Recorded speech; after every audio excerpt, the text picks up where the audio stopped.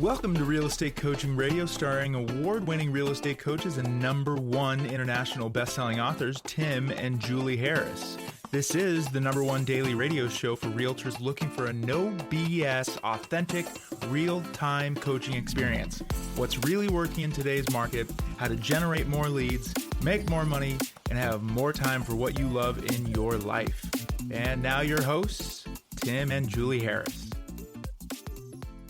Welcome back. I have a question for you. Agents, do you dream of dominating the luxury real estate market? What we're going to be doing today is giving you the 5 steps, really our success code for dominating the, really I'd say the luxury market. And Julie, let's start out by defining what we mean by luxury market, because different people have stated different things. Mm-hmm. And I think we'll agree for the sake of today's podcast, it's a multiple of maybe 2 or 3x what the average sale price is in a particular market. Mm-hmm. So if your average sale price is $400,000, probably luxury is going to start around $1 million to $1.2 million.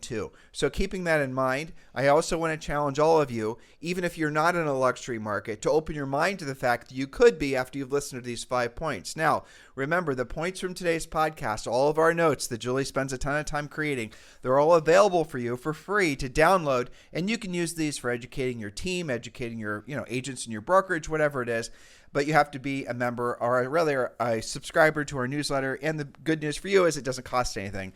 Just go to harrisrealestatedaily.com, harrisrealestatedaily.com, and then, or you can scroll down below in the show description, whether you're on YouTube, Spotify, iTunes, doesn't matter, and just click the link to join harrisrealestatedaily.com. We are going to be increasing the content, increasing the value that we provide through for all of you with interviews and a lot of other exclusive content that's only going to be available on Harris Real Estate Daily. So make sure you subscribe. It costs you nothing, harrisrealestatedaily.com.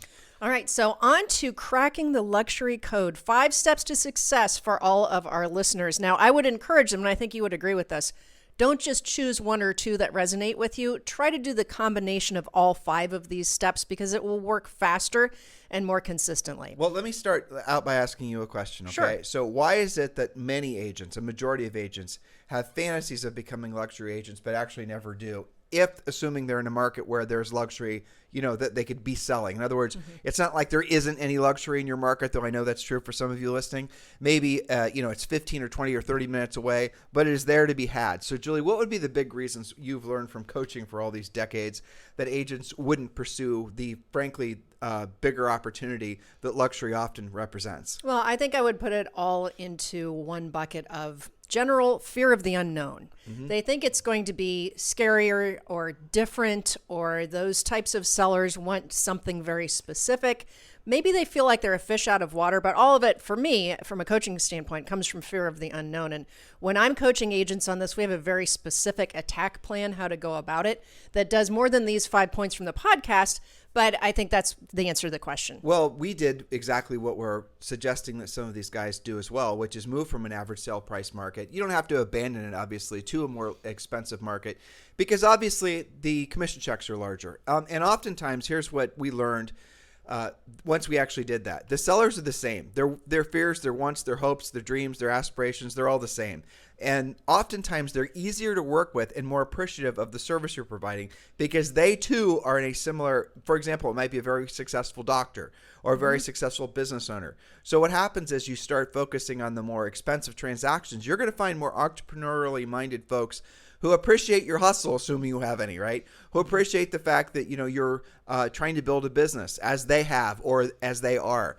So don't convince yourself just because they're living in a home that maybe to you where you are today, mentally, emotionally, and financially, seems like it's just, in the stratosphere. They were just like you, most likely at some point. And also don't fall prey into believing that the upper end people come from like a different planet, right? They don't, maybe they went to different schools, but what difference does it make at the end of the day?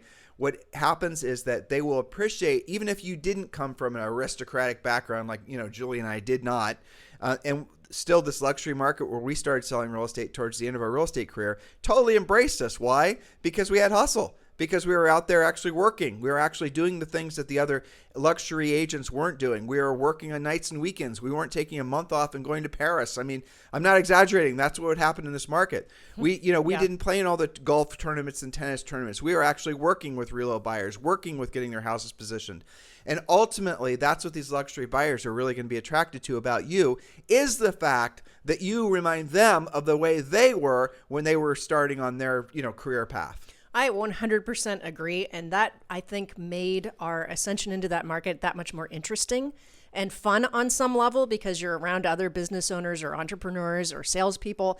And I would add one more piece of color to that is, by the time most people are in their luxury home, they've probably bought and sold 3, 4, 5 times. So they actually have more of an appreciation for the hard work that agents put in, because they've seen the process. They've been through a multitude of different types of transactions. And they have a ton of equity, and they're less likely to actually try to, get you to cut your commission. And they're also busier. They have things to do. They really appreciate you, leading the way. So yeah, I think part of the thing that I want to do on this podcast is dispel the myth that it's so different. It's not that different. I'm going to add this in too before Julie gets to her first point, is that what you will find a lot of times when you're working with truly upper end clients is counterintuitive to what is going on in the overall real estate zeitgeist. For example, luxury sellers, especially luxury sellers and buyers, don't want to hear about your team. They don't want to hear about how you're going to, in essence, delegate them. There's little nuanced differences. Like I remember Jade Mills. We had her on the podcast. This was, 2012, maybe 2011. Mm-hmm. It was a while ago. And she is still one of the best agents in the history of real estate. She's out in LA. And I asked her about her team, and she said, well, my team consists of my daughter and one other person. Right. And she's selling hundreds of millions of dollars worth of real estate per year. And we talked about that. And the essence of it was, why? Because those folks want to be dealing with Jade Mills. Robert Johnson in Greenwich, Connecticut, same thing. He had a $50 million home sale. He was dealing with everybody himself. He has an assistant who he delegates to, but he never delegates his clients to those folks. Why am I telling you this? Because it's actually, in virtually every way, easier to sell real estate in the upper end, more profitable, and obviously, frankly, oftentimes a hell of a lot more enjoyable. It is. It's more interesting. Yeah, and the folks will often have multiple transactions. They'll send you lots of referrals. You're going to be selling a house or taking a listing for a CEO of a company who is going to directly connect you with his 10 executives. All these types of things happen in the luxury realms. Yeah, that's for sure. So let's jump into our points. Most of what we're talking about today is generating the lead in the first place. Number 1, how do you do it? Network with high net worth individuals. 2 micro points here. First one is attend upscale events, join exclusive clubs, and engage with luxury lifestyle communities.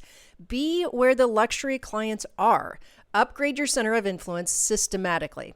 And secondly, forge connections with those high net worth clients through personalized interactions, charity events, neighborhood celebrations, school events. These are all really good, easy opportunities to use your FORD, that's talking about family, occupation, recreation, and dreams, script to expand your relationships. You and I just cut a little video from the gym, and you were talking about how just through conversation, even though we're not actively selling real estate, you had not 1, not 2, but 3 real estate leads simply by talking with friends at the gym.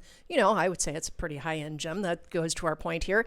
But don't make it so hard, guys. I think that's part of our point here. But even if you didn't necessarily, like, exclusive clubs means expensive, just as what it Sure. is. Well, you don't have to join an exclusive club that's expensive, because guess what?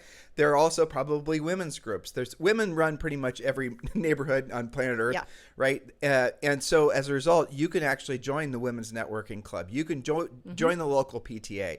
You can do things that are going to be community minded, where it's going to put you directly in front of potential, real estate clients. And there's a question we should answer: should you have to live in the neighborhood to basically sell in the neighborhood?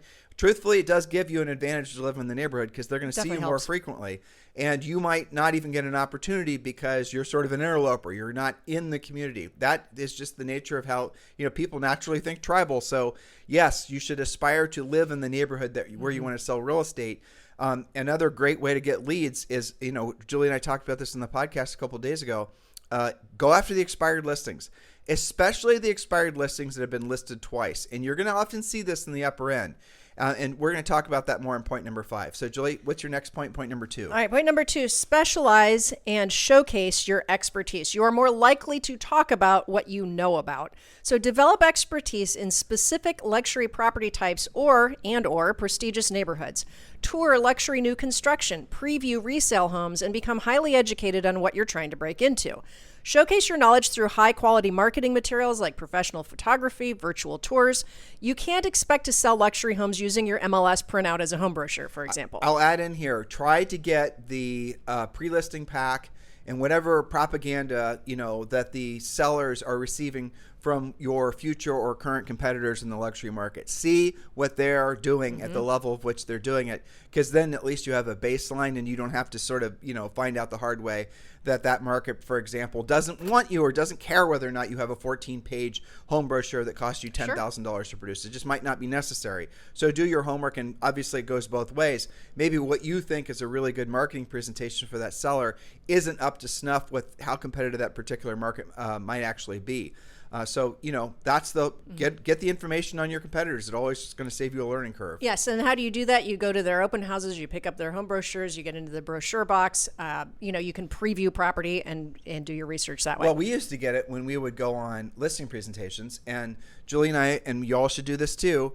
You could tell you lived in Texas for a while, right? Y'all just snuck out. Yeah, just snuck out. So, you and I would always try to position ourselves so we're the last people to go on listing appointments, because I would say when we were in New Albany, since we weren't from New Albany, 99% of the time we were competing. And I know we're going to talk about this in a future point, but we were almost always competing with the same other two couples, two married couples. And over time, Julie and I figured, well, we're going to go last. And, there's a way you go about going last where you're still going to, the seller's still going to want to meet with you. You're not going to have to worry about one of the two other competitors basically snuffing out your opportunity to take the listing. The seller will actually, honor what they said and interview you last. Well, when we would do that and we would win the listing, we would also ask for the seller to give us whatever they got from the competing agents. And that's how we quickly learned what they were doing. Yes. I mean, it's competitive. Some people get a little bit feather ruffled when we're talking about stuff like this, but we're talking to you about breaking into the luxury market, and that is what it takes. You have to know how to compete, what you're up against, and make it appropriate. And to your point, sometimes the reason you're not doing it is because you've made up in your mind you're going to have to spend all this money on all these things, and that may or may not be true. Well, if you're with eXp Realty, as Julie and I have been for 5 years, they have a great marketing department that actually has an incredible, and there's actually eXp Luxury too, where you can essentially use all their already completed luxury marketing material that's already been proven to work in some of the most expensive markets on planet Earth. So that would be the path you'd want to go. Always look to see what your broker's doing, but here's the problem with that. If you're in, say, for example, pick your luxury market, LA, and you're competing against, 5 other agents that are also with the same broker, and everybody's showing up with basically the same marketing stuff. Your picture of a dog is a golden retriever and theirs is a French bulldog. I mean, that'd be the only difference, right?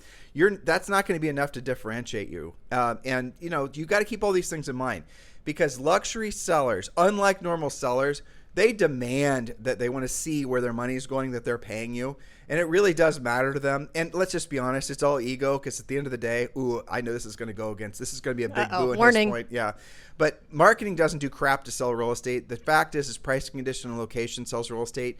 The reason that you do marketing, and anybody who's been in this business for more than 5 minutes knows this is true, especially in the listing side of things, is basically to, appeal to the seller. Because a lot of times what you'll see, if the seller is trying to decide who they're going to list with, and let's say in their minds, everyone's about equal, they're going to lean into the people that they think have the most energy and enthusiasm, but also have the best marketing jib-jab. I mean, that unfortunately is the truth. So it does have to be, in some markets, a bit of a marketing arms race. But the benefit that all of you have, especially if you're going to follow our point number 5 from today, is you can oftentimes roll into these luxury markets where the competing agents have frankly become very non-competitive, and they're not doing anything other than complacent. Exactly. They become complacent. And if you just have moderate marketing and moderate, all the stuff, they're going to want to list with you because you're making an effort. So just, be competitive. The most competitive amongst you, the most entrepreneurial amongst you will really appreciate today's points and the opportunity that luxury provides for you. I'm going to say this too, Julie. What if you're living in a market where there is no luxury and you want to get in? And Julie and I were in this situation too when we were selling real estate. We actually, had we not moved out to New Albany, we were planning on, we're at least making plans to move out of state, to a market where it was a lot more expensive. And we had gone and visited some of these states. We went and visited Seattle. We visited Miami. We actually went down to the Caribbean and looked into what island? Cayman, yeah. We are looking around for places where, frankly, the sale price was, in our case, 10x or hell, even more than that, 20x. Well, I mean, honestly, once you develop the basic skills, you know how to present, you're using scripts, you've got the pattern down, you can objection handle, and then you have that light bulb go off. It seems like about the same amount of work. Maybe it would be interesting to double, triple, or 10x the average sale price. Well, luxury, Julie, let's debate it if you don't agree, is easier than normal sale price stuff. I think once you have a certain level of skill, it's easier. Yeah. I think if you haven't done, 3 or 4 transactions, it might not be as easy. But once you've got some level of experience, I would agree with that. But the work part of selling luxury is on the relationships part in winning the listing in the first place, just focusing on sellers. Because thereafter, it's pretty much not going to be. I mean, they're going to be in older neighborhoods. I'm thinking of Rob up in Greenwich. I mean, obviously, those older homes are going to have their own sets of challenges. But for the most part, you're going to be dealing with, frankly, well-off buyers and well-off sellers, and they're not going to let themselves, lose a deal over a $300 couch. That's definitely true. And in that sense, I would say it absolutely is easier. You also have a large amount of cash, all cash deals, or very sizable down payments. Financing isn't an issue. Financing really isn't even discussed. That's not a place where you're going to talk about interest rates that much. So yes, I think there are a lot of ways that it's easier. So if they wanted to join us at eXp Realty, if that's something that you're interested in, which all of you should be looking into joining eXp Realty, at least know what the options are. Everyone should be looking for a broker upgrade, especially brokers. If you're a broker, a medium size or a large broker, or a team even, let's have a conversation. And chances are the math, not only does the math make sense, but the community of like-minded people that are focusing on essentially the opportunities that are only available in a market like this, that's what you're going to discover at eXp. It's one of the best business decisions Julie and I have ever made, and I'm sure you'll feel the same way. So there's 2 ways for us to have that conversation. If you're just getting started, scroll down below and click the link to learn more about our eXp Realty group, and you can read about all the things that we offer in addition to, on top of what eXp offers. And again, we're welcoming obviously all agents, new agents, middle-end agents, experienced brokers, and everything else. Do check that out, and let's have a conversation about being frankly, partnering at eXp Realty. Or if you're ready to land the plane, or you're ready to have a serious conversation, text me directly at 512-758-0206. Again, 512-758-0206. My phone number is down below, whether you're on YouTube, iTunes, Stitcher. But yes, this is a conversation every single one of you should consider having, and we would love the opportunity to earn the right to be your eXp Realty sponsors. All right, point number 3, partner with luxury service providers. And there's 3 mini points here. First one is collaborate with luxury service providers like interior designers, stagers, wealth managers, and concierge services. That can also be tax attorneys and advisors, people like this. One of my coaching clients has a really great relationship with a high-end stager. And what they've discovered is sometimes people will call a stager first before they call the listing agent, and so they share business. All right, so here's some advanced tips. If you're in LA, if you're in New York, now really Miami, you're also going to want to, Julie has wealth managers on her list, but there's this thing called business managers, and a business manager essentially runs, let's just use an example of an athlete's life financially. He'll take care of all aspects of their money. But also the interesting thing is there's a lot of folks that are business managers that are specializing in specific industries. For example, there's business managers in LA that one of our coaching clients will network with that say specializes in dentists, or specializes in chiropractors, or specializes in people that own restaurants or whatever. So business management started out primarily to work alongside talent agents in the entertainment business, but it's now expanded greatly. So a lot of people are wanting to completely delegate all aspects of their, financial management, from paying bills to, some of these business managers get into the weeds and will even help them hire, household staff and arrange travel and all this stuff. Great connections to have. They are. And the business managers are, I would say, every single time better contacts than the talent agents.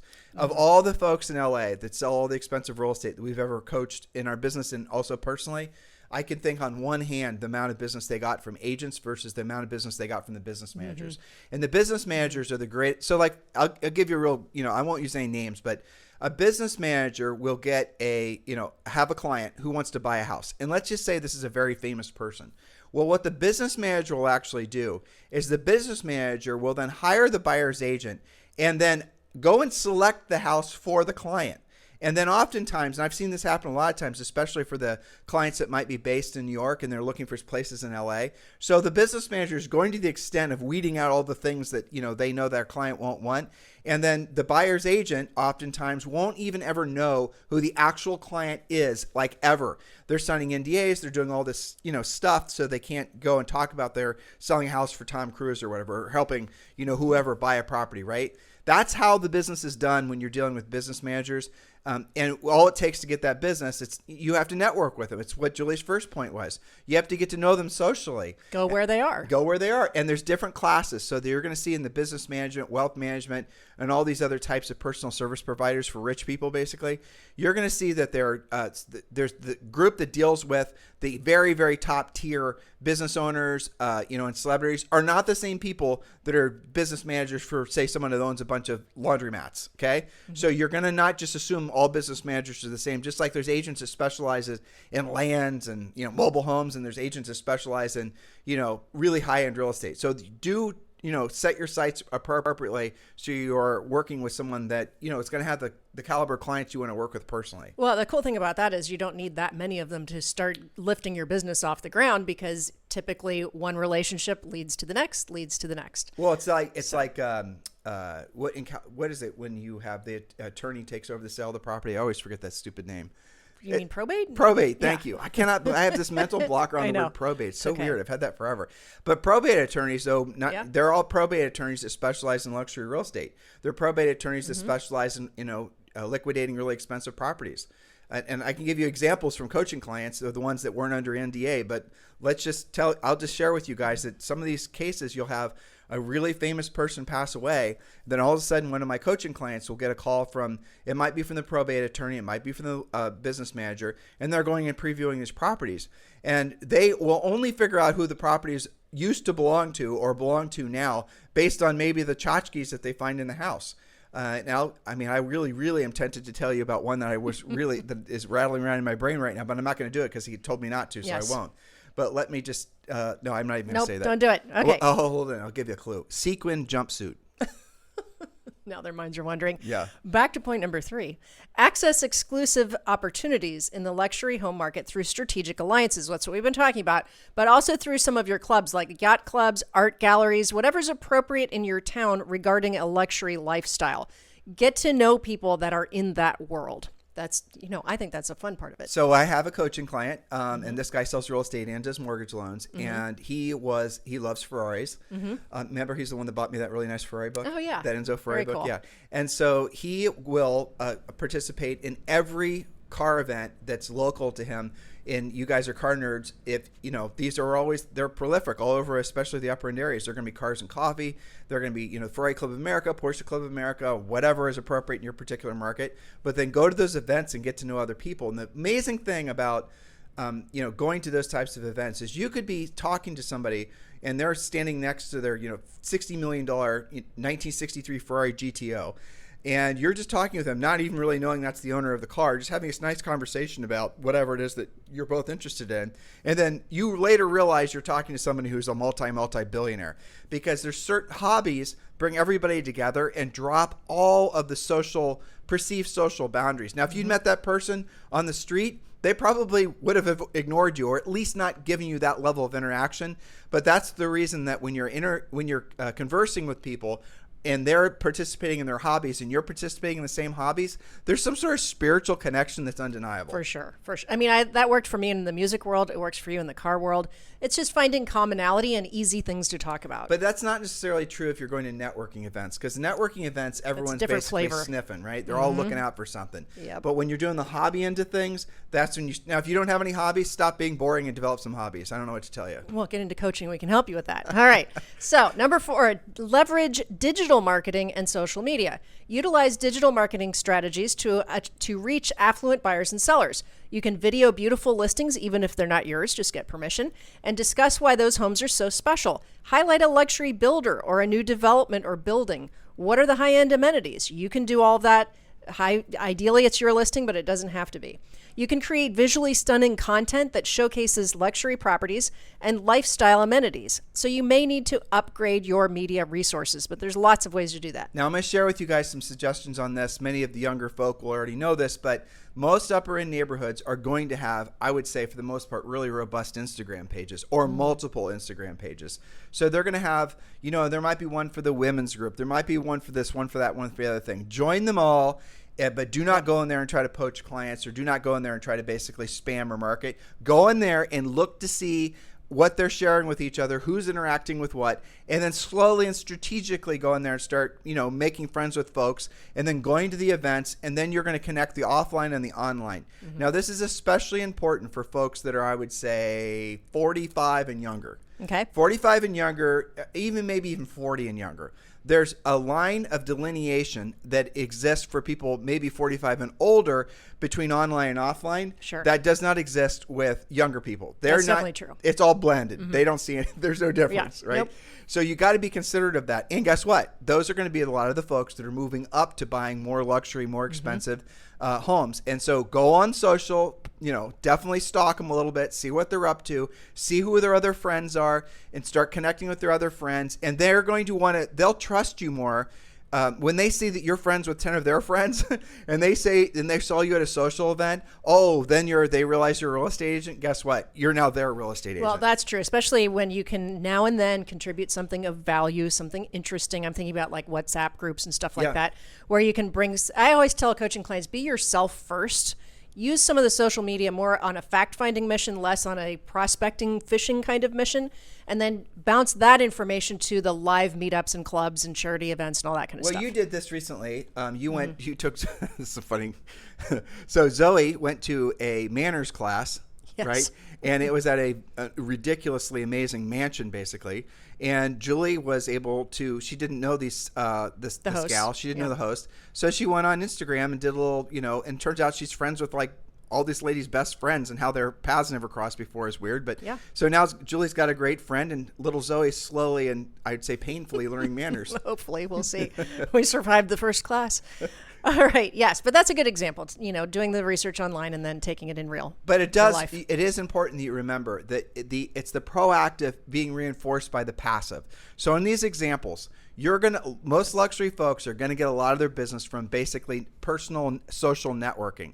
So don't, like, for example, the social media won't replace the personal social networking. No. But here's the important thing. If you don't want to do the social media, which you need to get all of you need to get over not wanting to do it, whatever level you're willing to do it. But if you don't want to do it and you do the personal, direct, social, actual, IRL in real life, connecting with people, networking, it makes the social media aspect optional, because a lot of upper end people absolutely positively, and these are the very upper end folks, they have no presence on social media. Some of them very much on purpose. 100% on purpose. It's for security reasons mostly. So just tune your frequency into basically what the market expects. But here's the sort of the best combination. Do the IRL, belly to belly, face to face, getting to know people. All those little. Hopefully, we've helped a lot of you flip some switches in the realization that actually working in upper end real estate is not as hard as you thought. As not the huge, it's not a huge walled garden. It's actually fairly easy to get into. And once you're there, then you do the direct real life networking, and then you reinforce it with your social media. You reinforce it by befriending them on all the primarily Instagram. That's what it seems like most upper end people really like. And like Julie said, in certain markets, WhatsApp's really popular as well. I would be careful of investing anything at all anymore, as Julie and I have been telling you for 4 years, into TikTok. And I'm also going to give you guys another one. And what is it called? If there's another social app, actually, I'll tell you because I have it on my phone. You guys should probably not be spending any more time on Telegram. Telegram is most likely going to go the way of Instagram. Going to most likely go the way of TikTok and become somehow illegal in the United States because it's owned by a guy who is Russian. Right. Yeah. So just keep these things in mind. If you're going to be investing in platforms, Instagram probably is the safe place. Facebook, obviously, is really appealing to older people primarily. But yeah, tune your tuning fork accordingly. But also remember, you cannot just lean into social media expecting that somehow that's going to be as powerful as doing real life events. It's not even close. No, very well put. All right, last but not least, one of my favorites, foreshadowed by yesterday's podcast. Number 5, prospect high-end expired listings. This is actually the fastest and most efficient way to take your first expensive listing. There are lots of advantages to this approach. The seller's go-to agent has just failed to sell the home. You know what the wrong price is, maybe, depending on the situation because it's been market tested. You know what the feedback's been and what to remedy. The seller's more motivated, the seller's more coachable, and there's many more aspects to this that are an advantage. So I want to drill down on this. Yes. If you're in an upper end market where all the agents are from the same brokerage, that's going to work against you for sure. It is a fact. What sellers are going to do is they're going to interview, especially if it's an expired and they've already listed with their center of influence past client agent that they knew from playing tennis, right? That agent fails. Now they're going to really be careful on who they're going to try to list their house with. They're going to interview someone from eXp Realty. They're going to interview someone from Compass. They're going to interview someone from Remax. So when Julie and I went out to New Albany, we were Remax agents, and the other agents there were from competing brokerages, and we would get called out on listing appointments, and the seller would specifically say, because we were what they perceived to be the number one, or we were what they perceived to be the number one Remax agents in their particular market, and they knew what Remax was. Now, this was back when the broker's brand actually mattered more than it does now. Truthfully now, the broker's brand doesn't mean jack to most sellers. Some of you guys will argue with me on that point. Here's the proof of it. I'll call the last five people that you close transactions with, and I'll ask them what broker you're with, and I guarantee you none of them are going to know the name. They do. Agents, or rather buyers and sellers, choose who they're going to use as their agent based on that person, not the broker they're affiliated with. That really, I think, significantly changed in the last 10 or 15 years. Definitely. But here's the thing to keep in mind. So you're going to have to establish yourself as somebody who is a reliable source of, information. You're going to have to prove yourself to be, somebody that they can actually count on to get their home sold. Seems obvious, right? Now, when you're hunting expires, especially, you're going to notice that what happens is there's a go-to agent in the marketplace that usually has a majority of the market share, double-digit market share for sure. And then there's almost always two other agents that have the essentially the identical market share. Then there's everybody else. So in other words, when you go to an upper end market, there's going to be a Big Bob, and Big Bob is the go-to who you list your house with. Then there's going to be Sally and there's going to be Steve, and Sally and Steve basically are the ones that are competing with each other. But what happens in a market like what we're experiencing now is the sellers will have maybe started out by listing with Big Bob, and maybe they wouldn't have gone to, if Big Bob doesn't get it sold, or if Big Bob turns out to be a big jerk, then what they're going to do is they're going to list with who they perceive to be, better between Sally and Steve. And if those two fail, then they're going to be really receptive to list with somebody who's completely out of the market. That's what Julie and I did. In our particular market where we cracked into the New Albany Country Club area, a lot of the sellers had listed with all the agents that they'd perceived to be the inbred. Maybe I shouldn't have said it that way, but it's kind of true. Yeah. The embedded. Embedded. Yes. Inbred. They could have been embedded. Maybe both. Yeah, I don't know. Possible. Maybe that was a problem. But anyway. Yeah, exactly. Maybe that's the reason they didn't get the house sold. But they went through the, kind of the go-to agents that they saw on other people's signs. And, that's another point is there is more of the upper end in some markets. I'm thinking about like Austin. If you're looking at even over 1 million, there's a ton of homes to choose from, and there's a lot of new construction. So some of these homes will actually expire not just once, but twice or 3 times.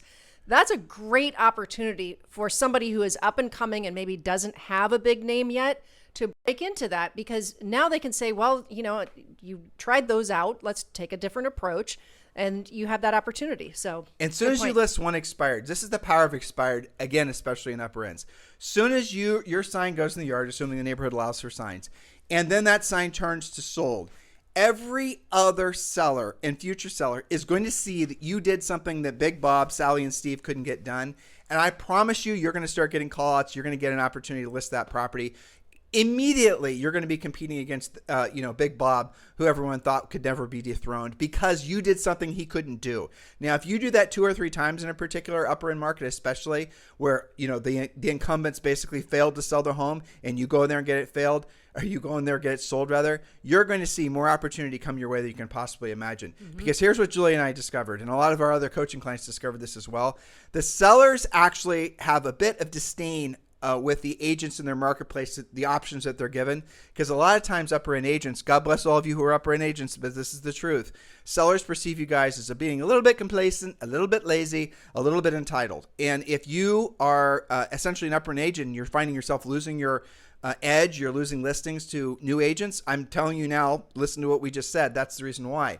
You're going to have to go back and act as if you had the new agent mindset that you're going to be doing whatever it takes to convince that seller, the whole thing. You're going to have energy and enthusiasm. You're going to have to start returning your calls on time. You're going to have to start showing the property more yourself. You're actually going to have to start re-earning the right to be a luxury agent, listing agent. Does that make sense? Absolutely. And we have many, many examples of our own coaching clients who have taken this 5-part attack plan. They have led with prospecting expireds and backed it up with the rest. Right. Lots of examples of that. And I also can think of times that we observed other agents, in our market, other coaching clients have told us about, hey, this person, I'll never forget, one of my coaching clients in Austin observed an agent who moved in from California who knew how to deploy this plan and quickly started listing the high-end stuff. Tell the story. It's a story. I'm trying to remember all of the details. Well, I'll tell you what I remember. You and I were on a walk, of course. Of course. And we got a panic phone call from one of your coaching clients. Yep. What was her first name? Anna, I believe. Anna. Oh, I remember her. Yeah. Very amazing agent. Very professional, very experienced. And she sold very expensive real estate in Austin, on Lake Austin, if I remember correctly. A lot of that, yep. Yeah, and the deep water docks and the whole thing. So she called Julie, and she had this lady from California, I remember that, is going and door knocking in my market because she put it on speakerphone. You remember this? Yeah, not just calling, but door knocking. And the neighborhood she was in, I think it was like 5 to 12 million. Yep. So, and the agent from California had, if I remember correctly, 1 or 2 real buyers for that particular market. Yes, that's right. And so she was door knocking, looking for obviously listings to homes for her clients. Well, the sellers forgot all sense of loyalty to Anna. Yep. And they ended up basically, that gal, the door knocking agent who just showed up infiltrator. yesterday, the infiltrator as Anna saw her, she ends up taking listings. She ends up selling houses within like 60 days. Now she's having to Anna's now having to compete with this new agent, essentially. And if I remember correctly, wasn't that literally the gal from California literally a new agent? I think she was. Newer anyway. And in addition to that, new to Austin. So, that's somebody who was highly motivated. They had a plan. They deployed it. And it was working. So, and that's not the only example we have of this. It's such a great attack plan. The seller didn't ask how long you've been in real estate. The seller didn't ask. No, the seller asked, tell me more about your buyer. Exactly. So she was showing up at the seller's door with something the seller wanted. The seller's not going to pre-qualify, this gal for whether or not she's, a good listing agent. They're going to be like, okay, I have this house to sell, or I'm thinking about selling it in the next 6 months. You've got a buyer. You guys understanding how if you're just a little bit more strategic, and frankly, in a lot of cases, a lot more aggressive, you're going to essentially experience things in real estate you can only imagine. I mean, you can only dream of. Imagine yourself doing the work that we just described to you. It's simple. It is simple, and the reward is really good, too. Yes, exactly. None of what we talked about had the words be a secret agent in it. None of this will work if you're unwilling to do some of the steps that are virtually all of the steps that we talked about. The good news is when you do that, especially that last one where you bounce off of your expireds, you just need one really great victory, and then that will lead to the next one and the next one. So you now have an action plan. If you want to have more accountability, if you want to be able to ask questions as you go, then it's time to get involved in coaching. And so as far as that goes, there's many paths forward with us. If you're wanting to discuss upper end, if you're a luxury agent, you definitely should be considering our, frankly, our elite coaching program. And if you're wanting to learn more about that, text me directly at 512-758-0206, 512-758-0206. Oh, Julie, I had someone ask me. Julie and I have, been coaching and training for, years, right? 22, 23 years. And even to this day, we obviously will coach anybody regardless of what their brokerage affiliation is. Some people are thinking we only coach people at EXP. Nope. That's absolutely not true. We're as far as when it comes to coaching, we're broker agnostic. If you want to have a conversation, don't be fearful because Julie and I are with EXP. Frankly, as a coaching client, you won't hear us much talk about EXP because we're going to focus on what you want to focus on. Right. It's all about you. Exactly. That's what coaches do, or at least good ones. Exactly. In the meantime, you guys have a fantastic day. We'll talk with you on the show tomorrow. This podcast is a part of the C-Suite Radio Network. For more top business podcasts, visit c-suiteradio.com.